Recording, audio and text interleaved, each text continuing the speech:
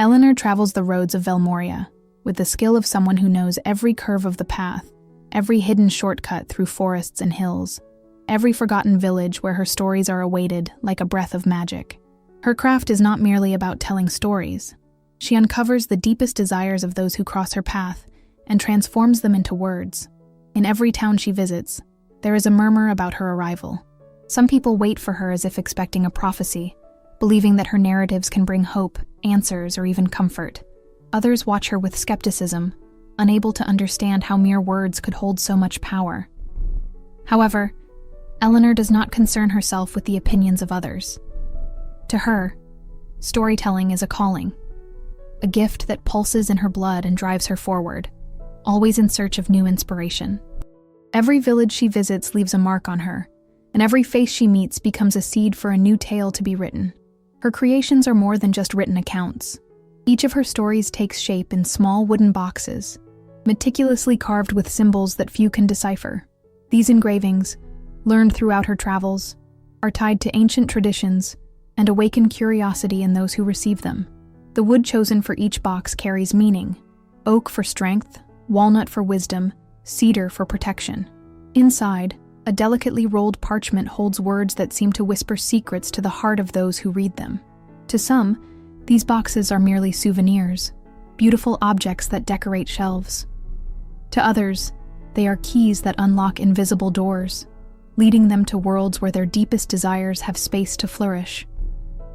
Some doubt her talent, calling her an illusionist, a deceiver of lonely hearts. But there are also those who, upon lifting the lid and reading each line written by her hands, feel something shift within them, as if they had finally found a piece of their own soul in the words she composed.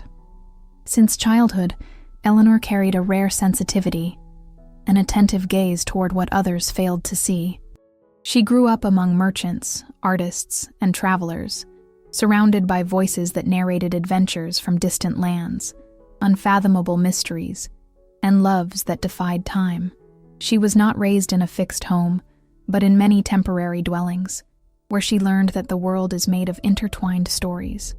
Every tale she heard ignited within her a desire to create something of her own, to shape narratives that would not only enchant, but also change lives.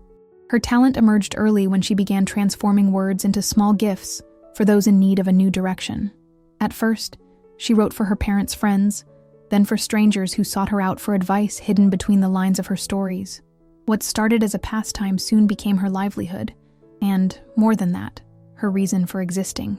Now, each story she creates is not merely a reflection of her imagination, but also a fragment of the world around her, captured and shaped with the care of someone who understands the weight of words. Every village that welcomes Eleanor does so in its own unique way. In some, people gather in the squares even before her arrival, eager to hear the tales she brings. In others, she must fight to earn the trust of the locals, who see her as just another merchant of empty promises. There are fairs where her boxes sell out before nightfall, and there are villages where skeptical glances make her realize she will have to leave without a trace. Even so, she continues undeterred, for she understands that her journey does not depend on everyone's approval, but on the impact her words have on those who truly need them. Whether in festive crowds or lonely alleys, her presence never goes unnoticed. Every exchanged glance, every brief conversation, every story sold leaves a trace, an echo that lingers long after she has departed. She always travels light, knowing that the weight of words is the only one that truly matters. Her notebook is her most precious possession, filled with thoughts, fragments of unfinished tales, and descriptions of moments that capture her attention. In her leather bag, she keeps the small boxes she crafts during silent nights, when inspiration whispers new stories to her. She walks unhurriedly, letting herself be guided by the winds blowing from the sea or the murmurs of the forests she crosses. On starry nights, she gazes at the sky, seeking in the constellations new plots to explore. Every experience lived, every emotion felt, every detail observed becomes raw material for the next story she will write. For Eleanor, living and storytelling are two sides of the same coin, and as long as there are paths to walk, her journey will never come to an end. Sebastian grew up within the imposing walls of the royal palace, surrounded by luxury and power, but also by expectations that shaped his view of the world. From an early age, He learned that emotions were weaknesses, and that ruling required strategy, not dreams. His father, a stern king, instilled in him the belief that only progress and rationality could sustain Velmoria in the face of changing times. Thus, Sebastian became a practical, objective man, averse to anything that could not be measured, calculated, or transformed into tangible benefits for the kingdom. The title of billionaire prince was not merely a status symbol. He was the architect of a new era for Velmoria, responsible for consolidating the kingdom's wealth through ambitious projects that boosted the economy and modernized the cities. To him, art, myths, and superstitions were mere relics of an outdated past, distractions that hindered real growth. He saw poets as unproductive dreamers, sculptors as wasters of resources, and storytellers as propagators of illusions that kept people trapped in useless fantasies. Sebastian could not understand why anyone would seek comfort in words instead of taking concrete action to change their own reality. This stance earned him a reputation as a cold, distant, and inaccessible man. However, those who feared or criticized him failed to see the burden he carried on his shoulders. His unwavering commitment to the kingdom's prosperity required difficult decisions, and he had learned to isolate himself emotionally to ensure that nothing diverted him from his purpose. Despite his rigid demeanor, Sebastian was not a tyrant. His efforts were directed toward Velmoria's well-being, even if his approach was impersonal and inflexible. He invested in infrastructure, built roads and ports, encouraged industry, and implemented new technologies that ensured economic growth. Under his administration, Velmoria had ceased to be a stagnant kingdom, opening itself to trade and attracting intellectuals and investors from different parts of the world. But as he modernized the kingdom, he drifted further from the human essence that sustained it. While the palace halls echoed with debates on finance and political treaties, the once vibrant gardens became mere well-kept landscapes, devoid of the enchantment of the old songs and celebrations that once filled that space. Solitude was a constant presence in his life, though he would never admit it. Those who dared to approach him were quickly pushed away by his calculated coldness, and those who remained did so out of interest, not genuine affection. His routine was meticulously planned, his days filled with meetings, projects, and decisions of great impact. The nights, silent and lonely, were spent reviewing documents and studying new ways to expand Velmoria's power. There was no room for distractions or sentimentality, as he believed that any deviation from his focus could jeopardize everything he had worked for. Even in the face of the admiration and respect he inspired among the court members and the kingdom's leaders, there was a void that no achievement seemed to fill. He refused to acknowledge this emptiness, because doing so would mean admitting that perhaps there was something beyond progress, beyond numbers and calculated strategies. But within him, in some hidden corner behind layers of rationality and control, something still yearned for a greater purpose. He just didn't know that soon. An unexpected encounter would make all the certainties he had cultivated throughout his life begin to crumble. Eleanor's arrival in Velmoria's capital was marked by the characteristic buzz of grand festivals. Cobblestone streets echoed under the hurried steps of travelers and merchants, while fine fabric banners fluttered in the wind, displaying the vibrant colors of the local nobility. The air was filled with the aroma of spices and caramelized sweets, mingling with the scent of fresh flowers that adorned balconies and terraces. Bands of musicians roamed the narrow alleys, filling the atmosphere with lively melodies, carrying the laughter of children and the whispers of secret lovers. To Eleanor, every city had its own rhythm, and here, in the kingdom's beating heart, it felt as though everything pulsed in harmony, as if each musical note, each exchanged word, each shadow cast by the lantern light was part of a grand symphony. She moved naturally through the crowd, her eyes capturing details that most overlooked, absorbing fragments of stories that might one day come to life in her pages. Her talent was already known to some members of the court, and it didn't take long for her name to reach the queen's ears. Curious about the young storyteller, the monarch decided that she would be one of the private attractions for her youngest daughter, Princess Lysandra. Late in the afternoon, a royal messenger found her among the street performers and escorted her to the palace. Eleanor passed through golden gates and walked through hallways adorned with tapestries narrating past glories, feeling the watchful eyes of guards and servants. Her destination was one of the ornately decorated halls, where the royal family prepared for an evening of celebrations. Inside the room, Plush cushions were arranged for the princess and her ladies-in-waiting, while tables displayed trays of candied fruits and delicately scented wine goblets. But Eleanor soon realized that her audience was not limited to the young ladies. Some nobles, intrigued by her presence, discreetly approached to listen, curious to discover what made this woman such a sought-after artist.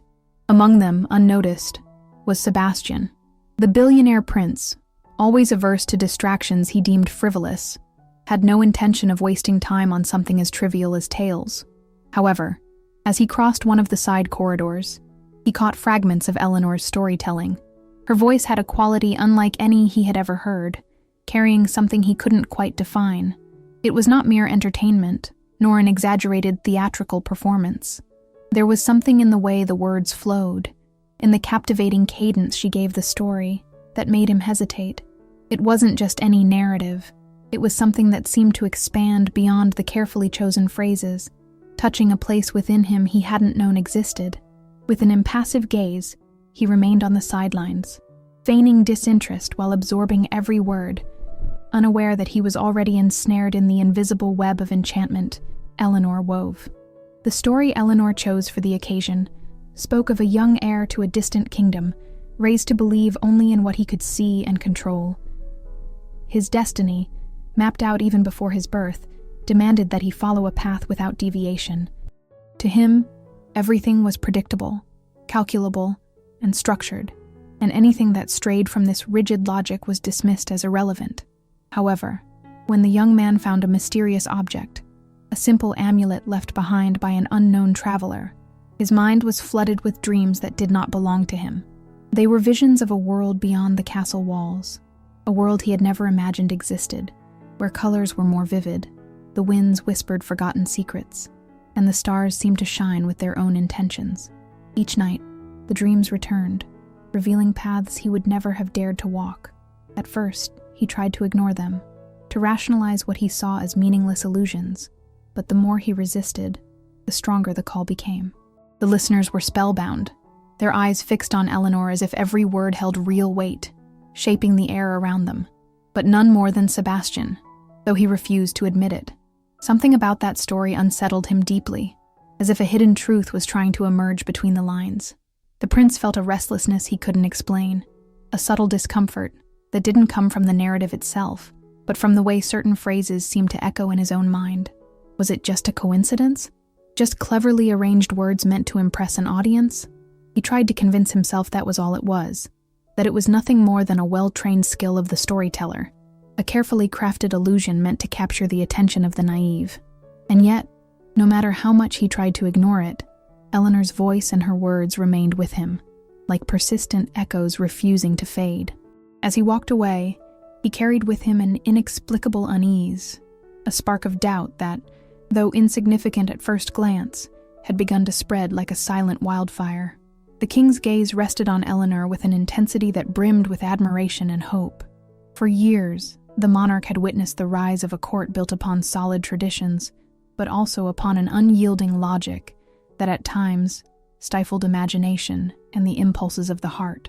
Now, faced with undeniable evidence that Eleanor's words were not mere tools of entertainment, but instruments capable of awakening dormant emotions, he saw the possibility of transformation.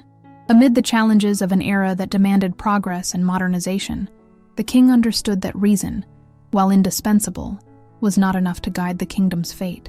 His mind, always attuned to the whispers of tradition and the roots of culture, recognized in Eleanor's talent a bridge between a past rich in mysticism and a future driven by innovation. It was the combination of these elements that could not only captivate hearts, but also persuade Prince Sebastian, whose worldview had been hardened by relentless logic and an insatiable need for control. Thus, the monarch saw in Eleanor a force capable of planting the seed of dreams in soil, long forgotten by pragmatism. Driven by this conviction, the king conceived a bold plan, to entrust Eleanor with crafting a special story, meant to open the prince's eyes to the subtle beauty of emotions and the transformative power of dreams. In his private chambers, where silence was broken only by the echoes of decisions shaping Velmoria's future, he pondered the importance of transcending the obvious and embracing the intangible. The king knew that to convince Sebastian, a man accustomed to measuring reality through numbers and statistics, would require more than an ordinary narrative. It would have to be a story that, at its core, merged the logic of the modern world with the ancient magic of traditions, awakening a spark in the prince's heart capable of illuminating the darkest corners of his existence. This tale would need to be meticulously crafted, laden with symbols and metaphors speaking of intertwined destinies, chance encounters, and a universe where the impossible took on tangible form. The monarch firmly believed that if anyone could touch Sebastian's hardened soul, it was Eleanor, whose sensitivity and mastery of words were undeniable. In the solemn stillness of the throne room, the king decided to act with the determination his position required. Measured and resolute, he summoned his trusted advisors to discuss the details of the impending mission. Amid discreet murmurs and glances oscillating between surprise and approval, the decision was unanimous. The art of storytelling, long relegated to a secondary role, would now become a vital tool in rebalancing the forces governing Velmoria. The monarch, his voice firm yet filled with hope, outlined the contours of the challenge. Eleanor was to craft a unique narrative that would not only exalt the power of dreams, but also suggest that destiny was not set in stone. It was revealed through the choices and emotions of those who dared to dream. This story, rich in symbolism, aimed to open a portal to a new way of perceiving the world, where modernity and tradition did not have to oppose each other, but could instead coexist in harmonious dialogue. The king placed unwavering trust in this mission, believing that through art, it was possible to transform not only Sebastian's spirit, but also the course of a kingdom yearning for renewal and balance. Eleanor's decision was made without hesitation. Creating stories was more than a profession. It was her essence, the way she connected with the world and the hearts of people. If the king believed her words could reach the prince, she would not refuse the challenge. However, despite her mind being filled with ideas, she understood that this would be an arduous task. Sebastian was not an ordinary listener. He was not someone who allowed himself to be carried away by fantasies or enchanted by promises of intertwined destinies. His worldview was rigid, shaped by years of discipline and an unshakable belief in logic. If there was a way to reach his soul, Eleanor would have to find it patiently, without imposition, letting the story itself guide him to places he had never dared to go. When she was led to the prince's quarters, she felt the atmosphere charged with calculated coldness. The palace corridors were adorned with luxurious tapestries and imposing chandeliers, but the room where Sebastian received her contained nothing but functionality. Dark furniture, shelves packed with documents, and a large map of Velmoria fixed to the wall revealed the methodical mind of the heir to the throne. No paintings, no sculptures, no sign of appreciation for beauty or inspiration. Eleanor understood that she was facing someone who saw the world in numbers and strategies, for whom art was nothing more than a dispensable whim. He looked at her with disdain, analyzing her as if trying to calculate the weight of her presence in the equation of his life. To Sebastian, this was just another futile maneuver by his father, a desperate attempt to persuade him to accept ideas he considered outdated. With a restrained gesture, he indicated a seat, without the slightest intention of showing courtesy. There was something sharp in the way his eyes assessed Eleanor, as if challenging her to prove that her talent was more than just empty words adorning parchment. His tone was controlled yet laced with veiled sarcasm, as if expecting nothing more than predictable stories meant to impress children and dreamers. To him, she was nothing more than a seller of illusions, someone who traded in hopes for those who preferred to lose themselves in fantasies rather than face reality. Eleanor remained unfazed by his indifference. She had encountered many like him before. She knew that skepticism was often a mask used to hide what reason refused to comprehend. If he believed himself immune to the power of stories, then she would have to find the exact narrative to prove him wrong. The first days after Eleanor's arrival at the palace passed without significant change in Sebastian's demeanor. He maintained his meticulous routine, dedicating himself to the kingdom's modernization projects, avoiding any unnecessary contact with the young storyteller. To him, all of this was nothing more than one of the king's whims, a futile attempt to distract him from his responsibilities with empty promises. However, Eleanor's presence seemed to leave an invisible trail wherever she went. Servants whispered excitedly about her stories, guards exchanged reflective glances after hearing snippets of her tales, and even some of the king's advisors appeared unsettled, as if her words had awakened something long dormant within them. Sebastian noticed these reactions, but refused to give them importance. Yet, something changed when, one night, he found a sealed parchment on his desk, marked with a delicate emblem. It was from Eleanor. She had not approached him directly, nor had she demanded that he read it. She had simply left it there, like a seed planted, waiting to see if it would sprout. At first, Sebastian thought of ignoring it. However, as he reviewed documents and analyzed projects, his eyes kept returning to that small roll of paper, as if something about it had challenged him. Exasperated with himself, he broke the seal and began to read.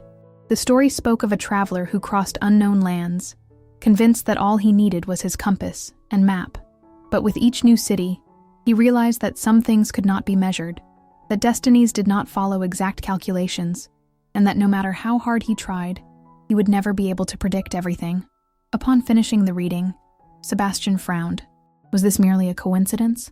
A cleverly devised trick to make him identify with the story? He tossed the parchment aside, determined not to be impressed.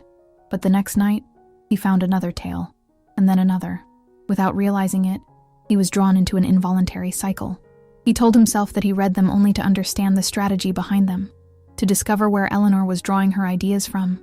But the truth was that with each new story, he felt inexplicably drawn in. It was not just the content of the tales that captivated him, but the feeling that Eleanor saw something in him that no one else did. As if in some way, her words touched spaces he did not even know existed. And no matter how much he tried to ignore it, he could no longer push them from his mind. The grand hall of the palace gleamed under the golden light of the chandeliers, reflected in the ornate mirrors that amplified the splendor of the setting. Nobles dressed in luxurious silks and adorned with sparkling jewels glided across the floor to the sound of refined melodies, while glasses clinked in discreet toasts. The royal ball was one of the most anticipated events of the year, bringing together influential figures from Velmoria and neighboring kingdoms. For many, it was a political game disguised as celebration, but for Eleanor, this night would be more than just a spectacle of etiquette and veiled interests. She had a story to tell, one that would be impossible to ignore. At the center of the hall, in an area reserved for artistic performances, Eleanor was invited to entertain the guests with a special tale. The anticipation surrounding her was evident, as her fame had already spread among the nobility. Curious glances and condescending smiles mingled, but she was undeterred. With a serene posture, she began to narrate the story of a powerful king whose only obsession was strengthening his kingdom. He traveled through the lands inspecting constructions, drafting laws, and making calculated decisions, convinced that destiny bowed to his will. His mind was an impenetrable fortress, where there was no room for dreams or distractions. However, one day, a traveler arrived in the kingdom. She carried nothing but a worn-out bag and a notebook filled with stories. She sought neither gold nor influence, only to share tales and awaken long-forgotten emotions in those who listened. At first, the king despised her presence, considering her a purposeless intruder, but for some reason he could not understand. He began listening to her stories in secret. He did not want to believe that something so intangible could affect him, but with each word, he felt the walls of his convictions begin to crack. Sebastian, leaning against one of the columns in the hall, watched without showing any reaction. His expression remained indecipherable, but internally, a storm raged. He knew this story well, not because of the details of the plot, but because of the essence pulsing between the lines. Eleanor did not need to mention him directly. The truth was there, as clear as the light of the chandeliers illuminating the night. It was impossible to ignore the connection between the story and his own life. When Eleanor finished her narrative, a brief silence filled the room before applause echoed through the hall. To the guests, it was merely a well-crafted tale, but to Sebastian, every word felt like a mirror reflecting what he refused to see. He averted his gaze, feeling exposed in a way he had never imagined possible. What unsettled him the most wasn't the story itself, but the inescapable sensation that Eleanor understood him better than he understood himself. Sebastian's curiosity about Eleanor grew quietly, like a flame that, timid at first, began to spread before he even noticed. When the opportunity arose to accompany her on her travels, he did not hesitate.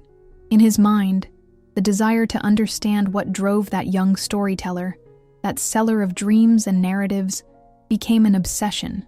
Although his reclusive and skeptical nature resisted any notion of romance or sentimentality, something about Eleanor fascinated him in an inexplicable way. She, with her keen eyes and her peculiar way of seeing the world, seemed to possess a wisdom that transcended any logic or reason. Sebastian, accustomed to life in the castle, where everything was carefully controlled, and to the routine of a kingdom governed by reason and pragmatism, began to notice the difference between his world and Eleanor's. While he saw the kingdom as a complex machine, ruled by laws and economics, she saw it as a vast stage of intertwined stories, emotions, and destinies crossing in mysterious ways.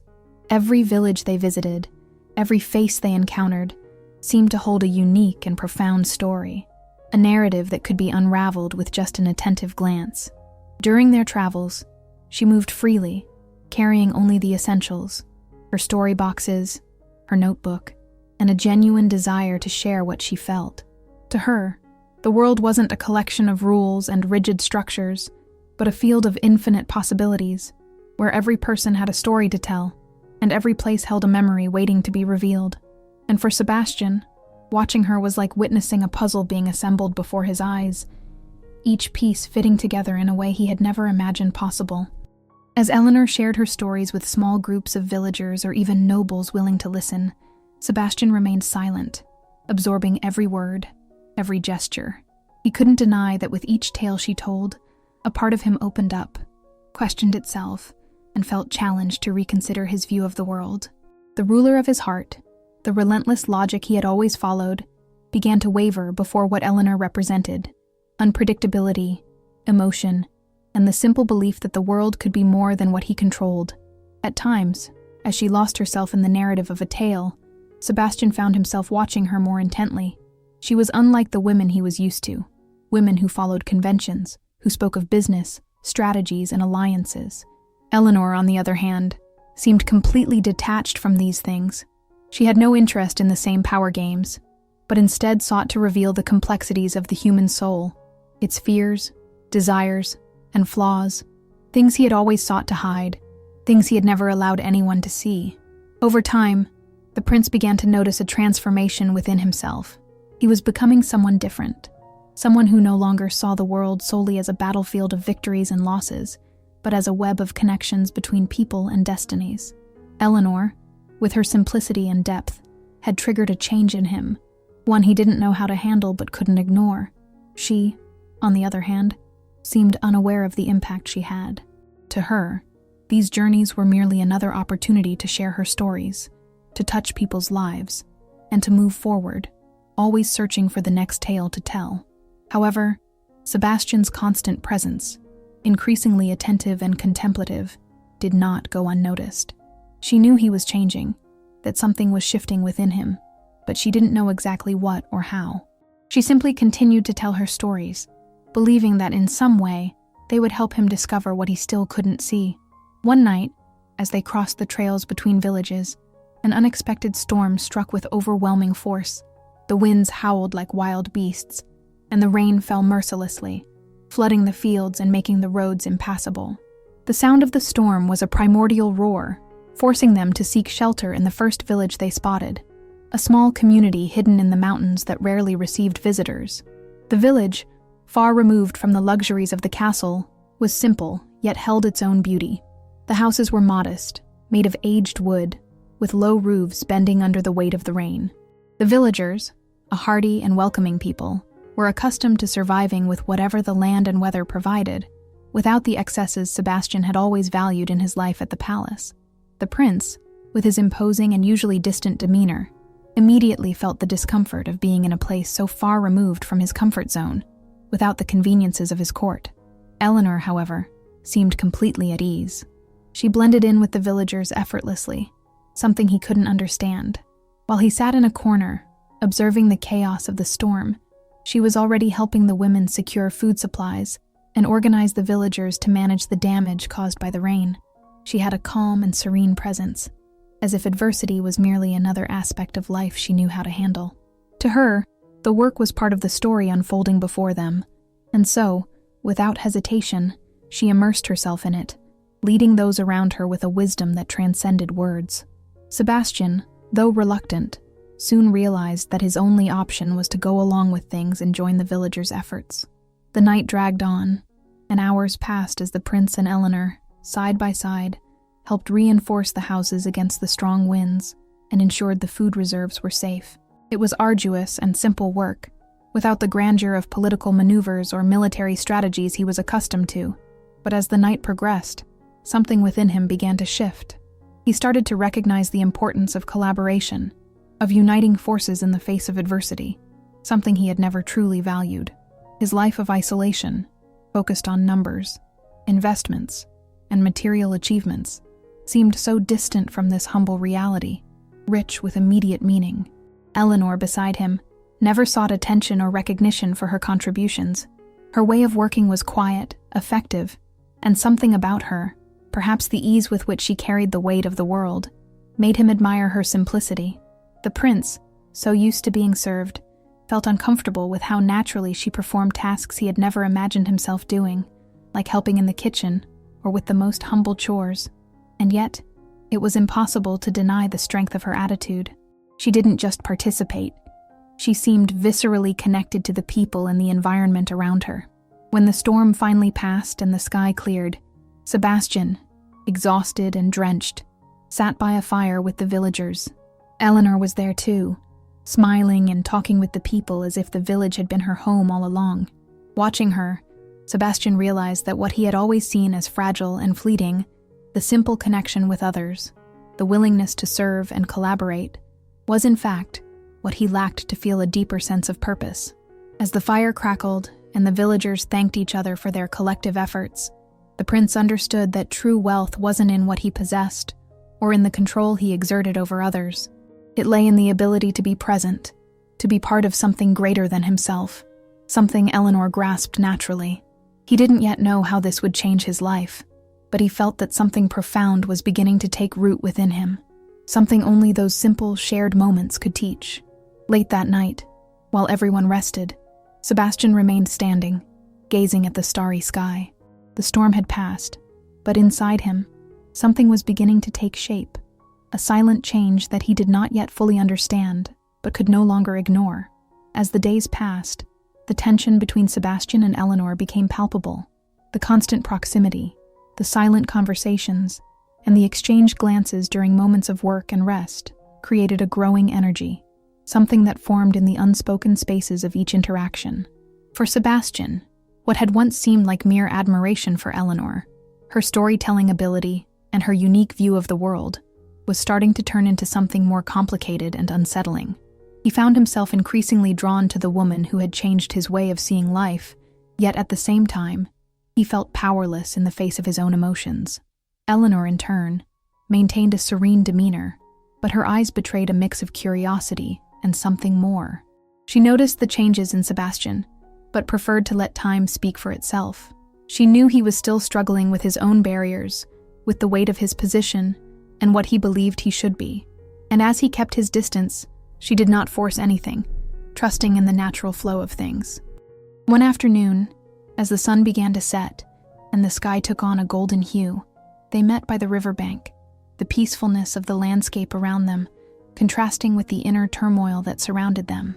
The gentle breeze swayed the trees, and the sound of the water flowing softly created a sense of tranquility. Yet that peace seemed distant, hidden somewhere deep inside them.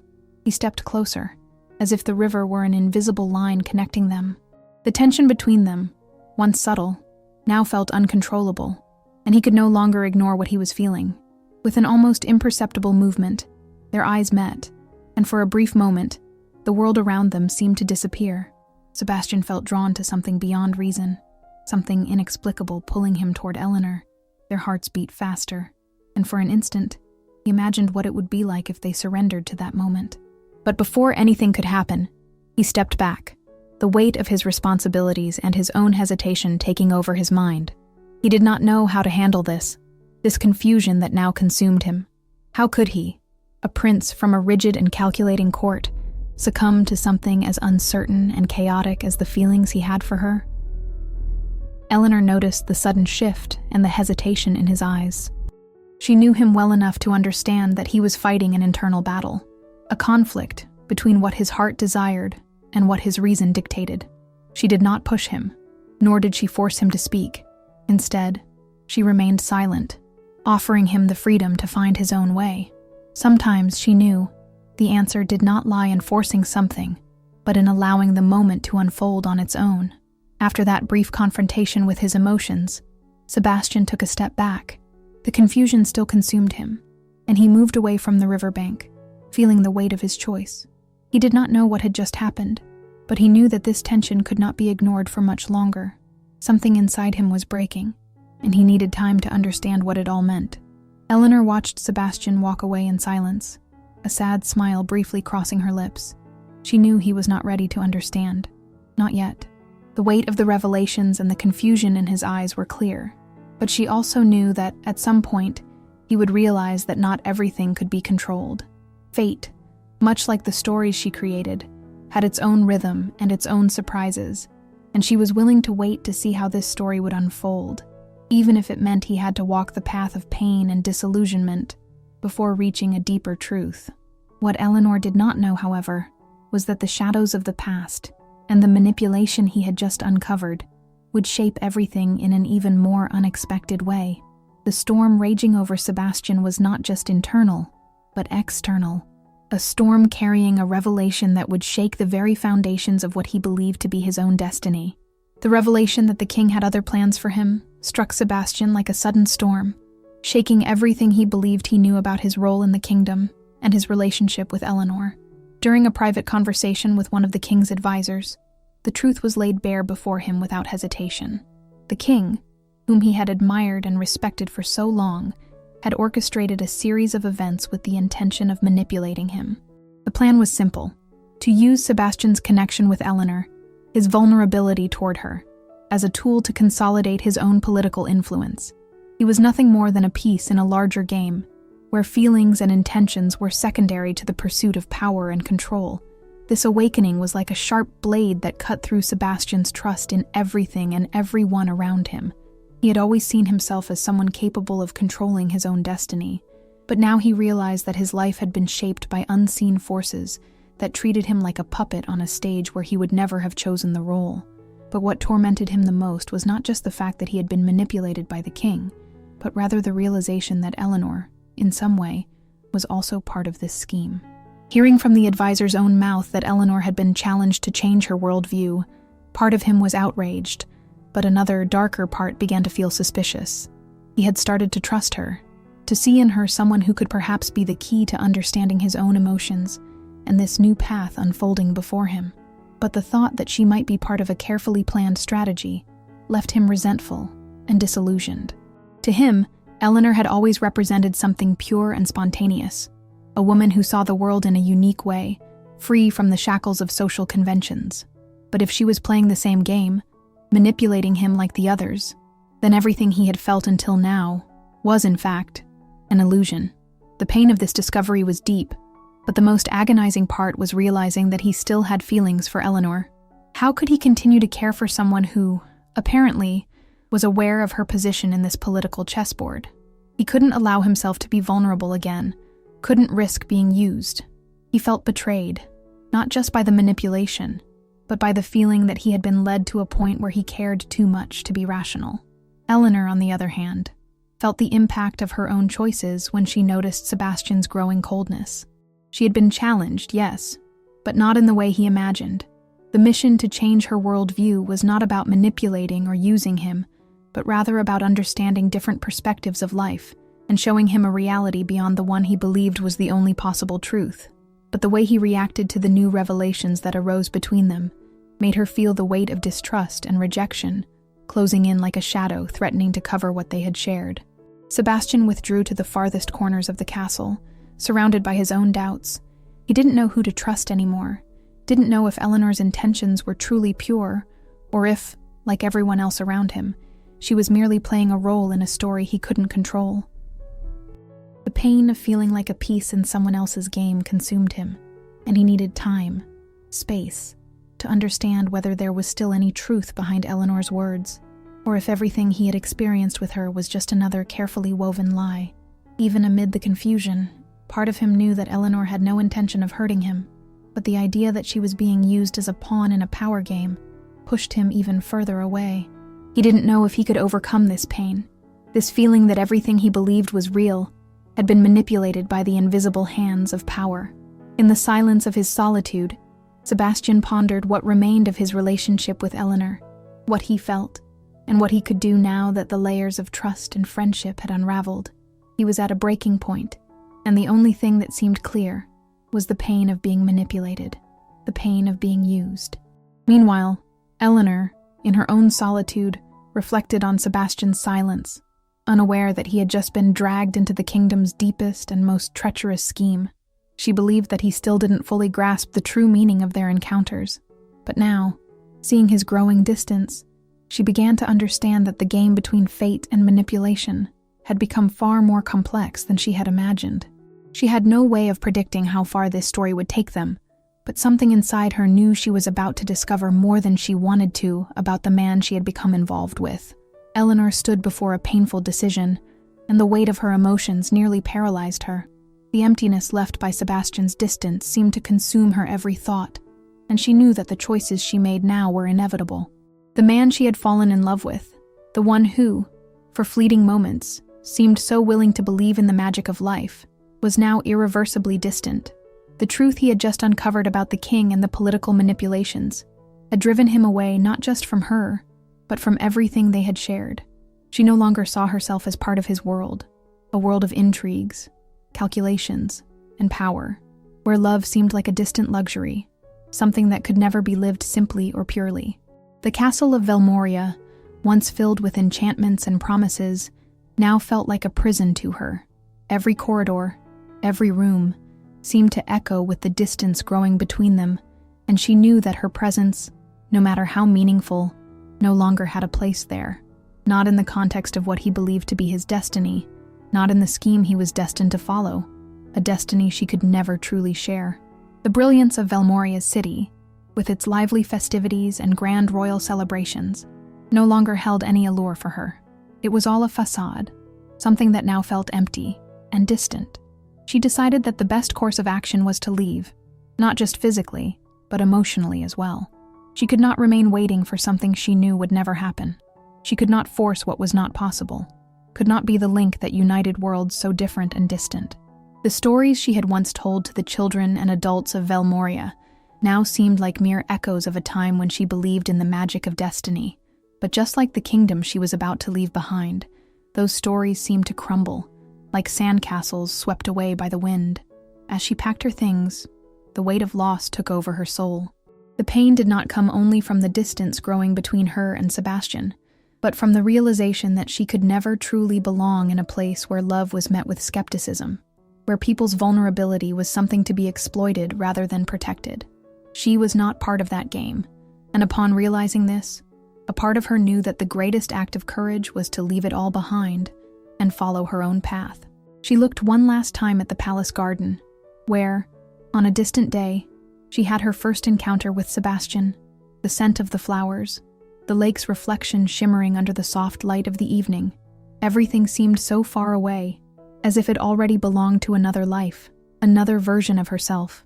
With a heavy heart, she took the final step toward the door, feeling as though she was leaving behind not just a place, but also a part of who she believed she was. And so, with a silent farewell to the prince and to the kingdom that had temporarily taken her in, Eleanor departed, carrying with her her stories and the hope that one day, somewhere else, she would find a place where she could be more than just a mere piece in a game of power.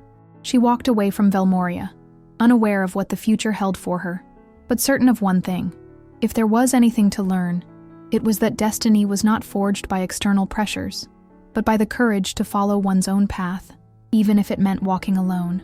Before leaving, Eleanor knew there was still something important she needed to do, something more than just saying goodbye. She couldn't leave Velmoria without giving Sebastian at least one final lesson, a story that reflected everything she felt, but also conveyed the truth he had yet to fully understand. She found a small room in the castle, an isolated place where few knew she used to write her stories. There, in silence, she wrote with the utmost care, each word crafted as if it were the final breath of her soul. When she finished, The paper was filled with a piercing truth and a warning. One she knew might not be understood at that moment, but deep down, she hoped it would reach him someday. The story she wrote spoke of a man who had everything the world could offer: wealth, power, prestige, and a life without limitations.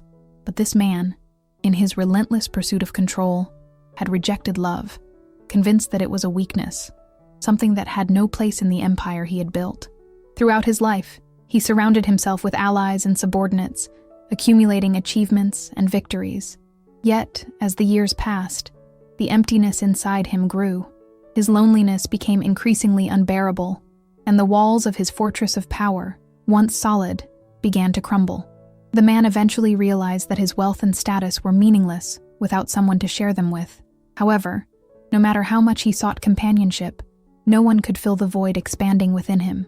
He withdrew more and more, believing himself to be above the human need for genuine connection. Over time, he became lost in his own memories, feeling empty, unable to find meaning in the accomplishments that had once brought him pride. The love he had so easily dismissed had now become the only thing he longed for, but it was forever out of reach, for he had lost it. The man died alone, his name forgotten, for no one remembered someone who had never truly known how to love. His life, full of external glories, was consumed by the absence of something he had failed to cherish before it was too late. Eleanor left the story on the table, a piece of paper now imprinted with her own pain and wisdom. She knew this would be the last time she could teach Sebastian directly. She did not accuse him, nor did she condemn him, but through her words, she wanted to show him that love was not a weakness, but a vital force, something that gave depth and truth to everything one did. She knew he was not yet capable of fully understanding, but she felt that if he ever found himself lost in his own pursuit of control, if he ever became trapped in the coldness of his own kingdom, that story might return to him, like an echo of what he had left behind. As she silently left Velmoria, Eleanor knew she had done all she could. She could no longer stay in a kingdom where love was merely a fantasy, a distant idea, something others saw as a distraction. But she hoped that one day, Sebastian would find his way back to what she believed to be the true strength of the human heart, the power to surrender to love, without reservations, without fear. Only then could he free himself from the solitude that the pursuit of power, no matter how successful, would always bring. And with those final words, she bid farewell to Velmoria and to Sebastian, carrying with her the hopes of a lost love and the memory of a prince who still had much to learn. The days following Eleanor's departure were marked by a growing restlessness in Sebastian. The coldness he had always carried within him now felt like broken armor, and the loneliness he had chosen so long ago had become a constant companion. He wandered through the halls of his castle, lost in thoughts that consumed him, unable to focus on anything but the emptiness Eleanor had left in his heart. His empire of power and control, once so solid and impenetrable, seemed to be crumbling in her absence, as if the very meaning of his life had been stripped away, leaving him adrift. Little by little, he distanced himself from meetings, advisors, and everything that once seemed to be the foundation of his existence. Eleanor's words, the story she had left him, echoed in his mind like a persistent whisper. He tried to ignore them, attempting to return to his usual routine, but every time he did, something inside him urged him to stop, to reflect, something he had always despised, a nebulous idea that he was now beginning to grasp in an incomplete way. Fate, choices, love, all of it was greater than he had ever imagined. During those long weeks of introspection, Sebastian began to realize something that had always eluded him. Fate was not something he could control or shape at will. He was not the master of everything. Human connections, feelings, life experiences, they were forces that would not bend to his command. He had lived his life believing that he could dominate every aspect of it, from ruling his kingdom to the coldness that isolated him from others. But in Eleanor's absence, he understood that this attempt at control was futile. He had been trapped in an illusion, thinking that everything could be planned, that happiness was merely a matter of calculation. One silent night, under the moonlight reflecting on the castle's lake, he had a revelation. He walked along the shore, observing the water moving slowly, without a defined direction, yet always with a purpose. Something about the tranquility of that scene touched him deeply, shifting his perspective on life. Fate, like the waters of the lake, could not be forced into a rigid path. It was not a straight line, but a flow, something that moved in unpredictable and mysterious ways. And to understand it, he would have to finally learn to accept it. The realization was both a relief and a sharp pain. He understood that Eleanor had not simply left his life because he had lost her. She was, in truth, following her own destiny, and he, in trying to control her, had failed to recognize that love and fate could not be manipulated like pieces on a chessboard. Eleanor had been a key, someone who had shown him what he had never known, that true strength did not come from control, but from acceptance. And to accept it, he would have to let go of the rigid structure he had always imposed on everything and everyone around him. With a heavy, yet now more open heart, Sebastian finally grasped the meaning of his actions. Eleanor had been his teacher, but learning was not something he could force upon himself. She had been right. Fate was not something to be controlled. He needed to allow his life to take its own course, even if that meant embracing loss and uncertainty. Love, the most complicated and improbable of feelings, had come to him at a time when he needed it most, and now he was learning to deal with it. Sebastian knew that by accepting this, he could eventually find a new balance. A balance where he did not need to control everything but could simply trust that fate would guide him in ways he could not yet fully comprehend. He knew that if he ever had a chance to win Eleanor back, it would be because he had finally learned to be more than a prince of power. He would have to become someone capable of loving without fear, someone willing to let himself be led by the course of fate, and perhaps allow Eleanor to be part of it without trying to force things to happen his way. Sebastian returned to the castle with a new feeling, a lighter weight on his shoulders, though with an uncertainty that only time could resolve. He now understood that he could not control everything, not even his own heart, and perhaps that was the first step in understanding what it truly meant to be free. The morning was quiet, the soft breeze carrying the fresh scent of damp earth from the mist. Sebastian, now immersed in a new perspective on life, felt lighter, though the weight of his emotions still lingered. He had spent sleepless nights trying to find the courage to admit something that had become increasingly obvious over time. Eleanor was not just a story told. She was the story he needed to live, by her side, as the protagonist of an unexpected journey. Upon hearing of her imminent departure from Velmoria, something awakened inside him. He knew that if he let Eleanor go without fighting for her, the lessons she had given him would be in vain. He had lost control of his own life for so long, but now, he could not let slip the chance to truly live, something beyond the pursuit of power or control. He needed to face her, confront his own feelings, and embrace the vulnerability he had always tried to avoid. The castle felt empty that day, its walls reflecting his inner state. He made his way to the place where he knew she would be, the small garden, her quiet refuge. When he saw her, something inside him finally aligned. Eleanor was there, peaceful, absorbing the silence, just as she always had with the stories she shared. But there was something different about her. She looked ready to leave, and that made him realize that if he did not act now, he would lose everything she meant to him. For a moment, Eleanor did not notice Sebastian's presence. She was lost in thought, perhaps reflecting on what she was leaving behind, or perhaps on what the future held for her. When he approached, his heart pounded, but she showed no surprise. Somehow she had known he would come.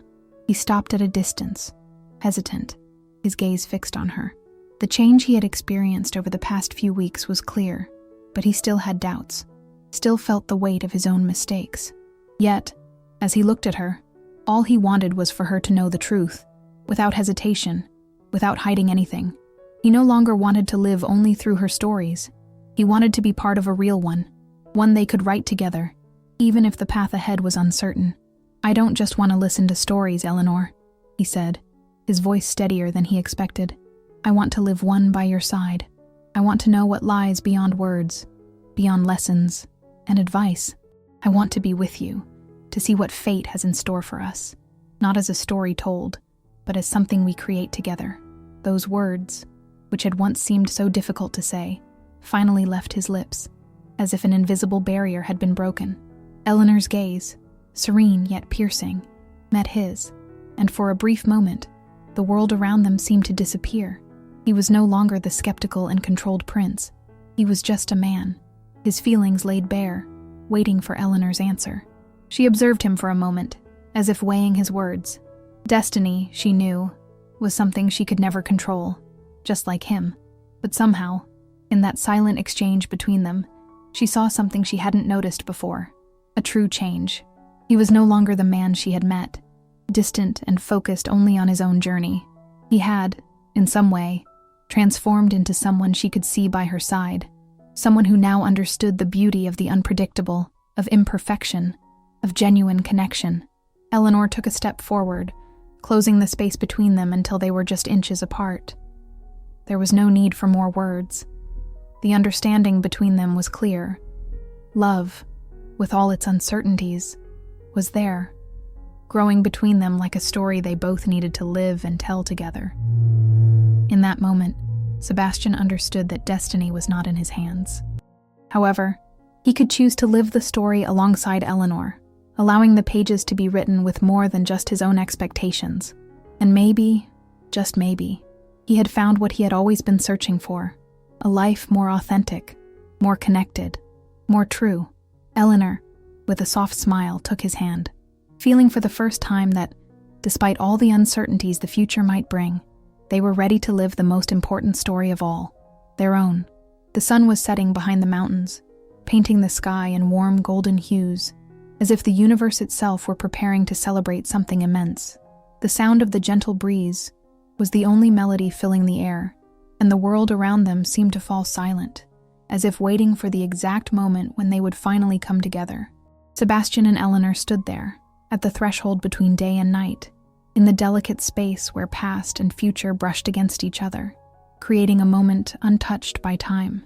The setting was perfect, but nothing compared to what was unfolding within them. The fear, the doubt, the resistance had slowly dissolved, leaving only the quiet certainty that somehow they were meant to be together. Sebastian looked at Eleanor, his heart pounding, not with the tension he had always felt, but with something deeper, a need to fill the emptiness he had never known existed. She met his gaze with the same eyes that had challenged him to change, to grow, to allow himself to be more than the rigid image of a prince. She was a woman who, with her stories, had made him question everything he had once believed to be true, and now, standing before her, he realized there was nothing left to question. Destiny was there, as clear as the horizon before them. Time seemed to slow as he took a step forward, and without a word, his hand found hers. There was no need for explanations, for everything they felt was etched in the silence between them.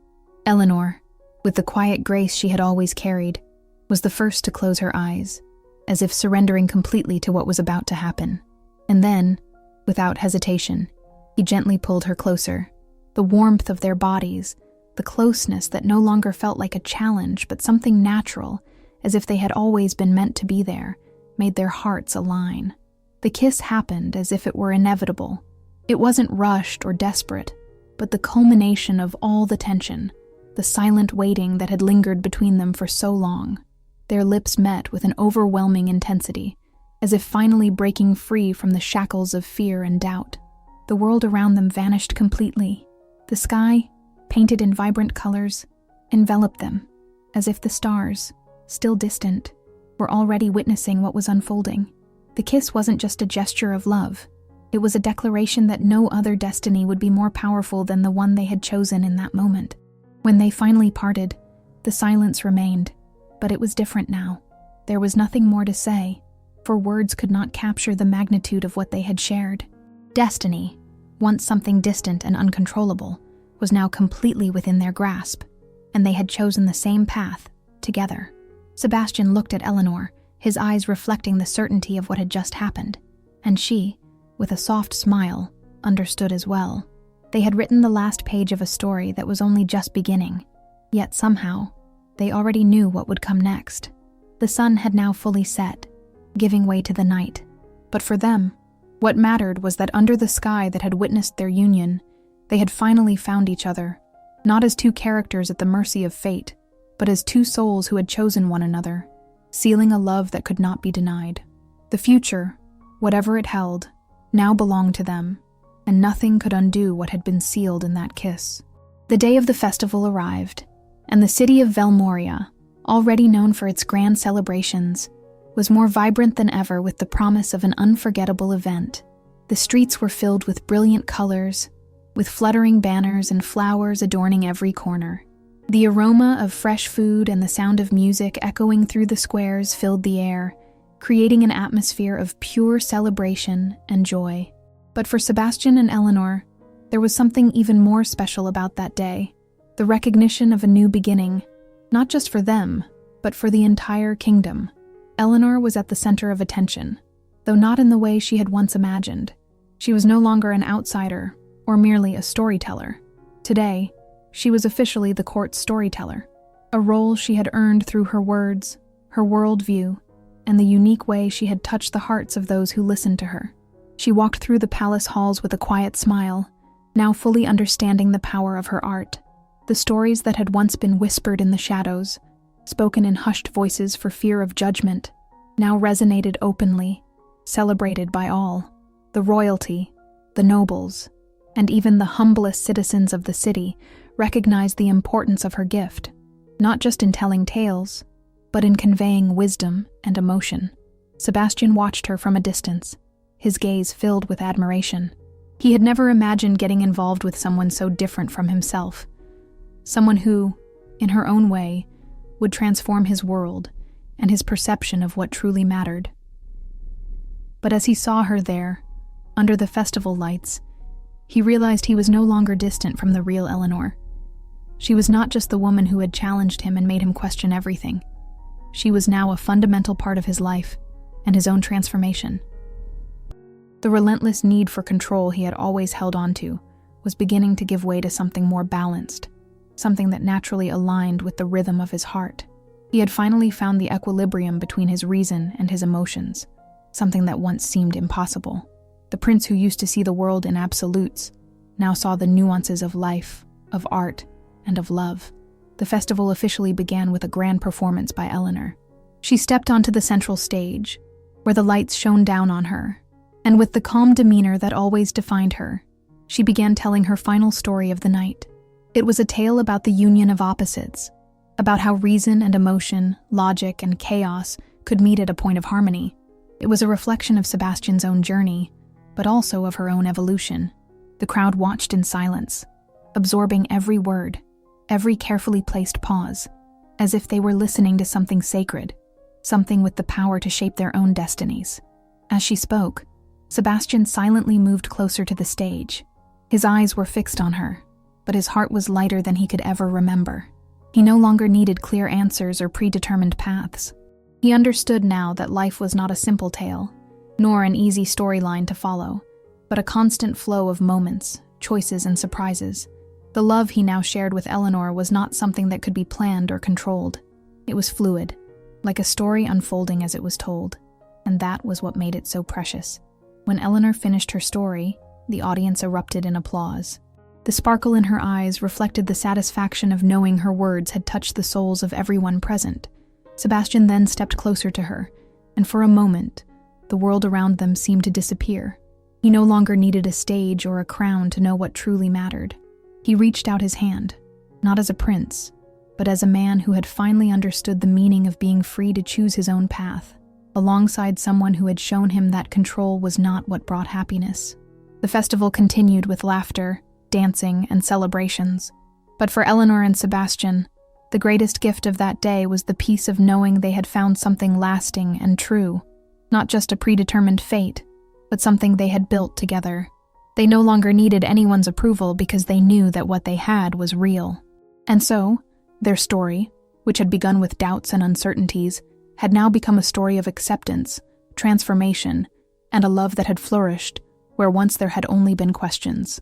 Both, immersed in their own journey, knew that their future would not be shaped by the expectations of others, but by the freedom of their shared choices. And so, under the illuminated sky of Velmoria, with the sounds of celebration still echoing through the streets, they walked side by side, ready to write the next chapter of their own story.